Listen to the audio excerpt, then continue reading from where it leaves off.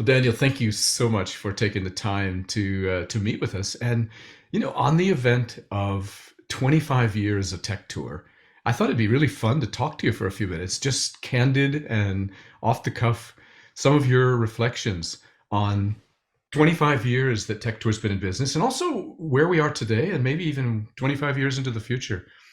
So, Okay. how, in your opinion, how was the world, or how was this community different 25 years ago? What do you think? Well, first, it's a pleasure to be here to talk to you. Mm, Second, 25 years ago, it was the end of, before 2000, the year 2000. yeah.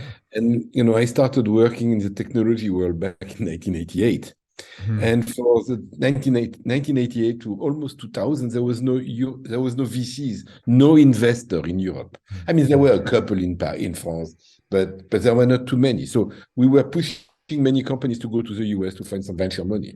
Mm, So frankly, it was a totally different landscape at that time. mm, Today, the community is, I mean, the landscape has totally changed.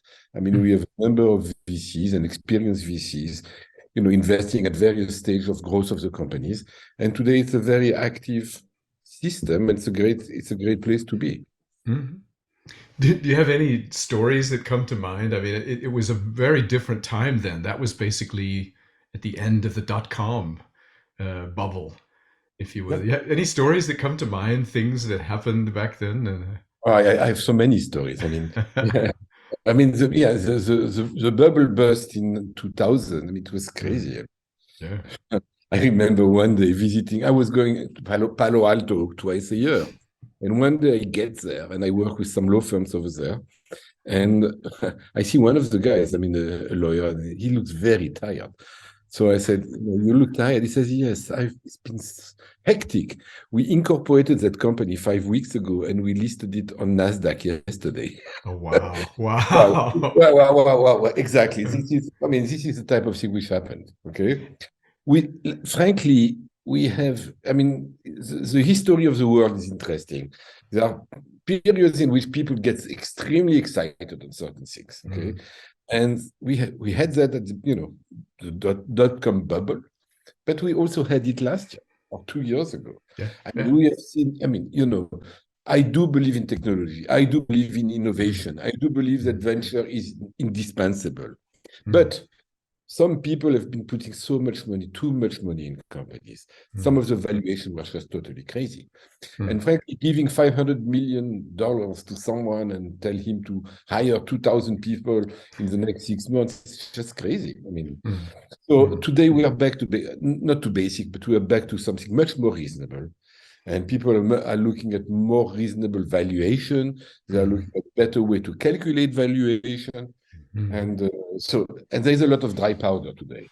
And mm, one thing we can say there is today there is a lot of dry powder, but not anymore white powder.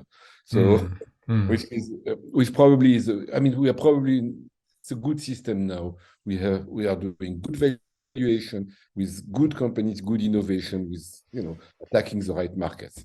Right. Do you see the way that entrepreneurs work today? Is it any different than the way that they worked 25 years ago? Have you seen any changes in that? Absolutely. I was, well, I'm surprised, amazed by the quality of entrepreneurs. I mean, Mm, seriously, I don't mm, know how we did it, but we have a new generation of 20, 20, 25, 30-year-old who are entrepreneurs. I mm, mean, they did not go to school. I mean, you don't teach entrepreneurship. I mean, some have masters on entrepreneurship, but you're an entrepreneur or you're not. But we have developed, or I don't know how, but it developed a great generation of entrepreneurs, which we did mm, not have back in 2000. mm. Yeah.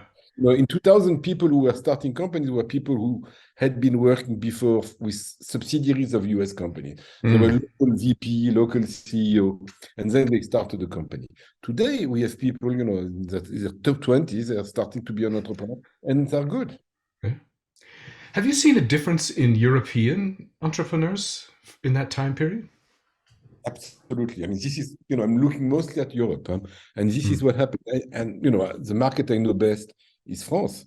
But I live in Luxembourg. So in Luxembourg, we have a group of very nice and talented entrepreneurs, not talking about, Germany, Belgium, and the Mm. Nordics, clearly. Mm. I mean, you live in the Nordics, and it's a fantastic place for innovation and entrepreneurship. It really is, and it has changed so much in this, even the last 10 years, it's changed dramatically. The quality of the entrepreneurs and people, it's really interesting. So as maybe as a kind of a final question, and I'm happy to keep going, but as a final question, what advice would you have if you had a 25-year-old starting out, kind of here today, and you and I know But that things are changing rapidly. What kind of yeah, advice would you have for them? if for someone who wants to become an entrepreneur, Yeah. yeah, okay. So number one, I have two kids. One is my son. He's an entrepreneur. He's starting his company in the hospitality business.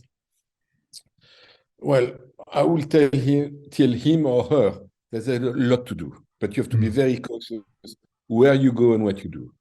mm, And the number one thing is to go, try to find a need somewhere.